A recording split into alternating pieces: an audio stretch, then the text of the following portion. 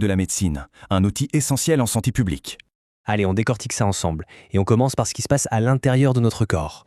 Notre corps a plusieurs boucliers. Celui qui nous intéresse aujourd'hui, c'est l'immunité acquise. C'est celle que notre corps apprend à construire avec le temps, une sorte de mémoire de combat.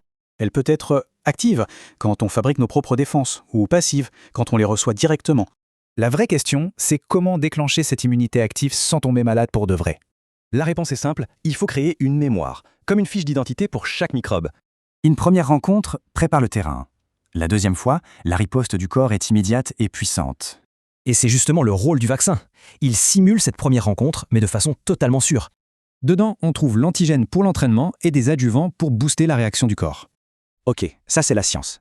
Mais concrètement, comment ça se passe à l'échelle de tout un pays ? Voici le chiffre magique du PNI marocain, atteindre une couverture vaccinale d'au moins 95%. Et pour ça, le programme s'est fixé des objectifs de santé publique très ambitieux et très clairs. Mais alors, comment on fait pour toucher quasiment toute la population ? Eh bien avec 3 stratégies complémentaires. D'abord, la stratégie fixe. Elle s'appuie sur les centres de santé de proximité, tout simplement.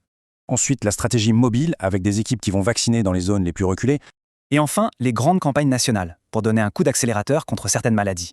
Au final, ce qu'il faut retenir, c'est que c'est un effort collectif, de la cellule à la société. Ce modèle est une vraie réussite. Ça nous amène à une question. Quels seront les défis de la vaccination demain ?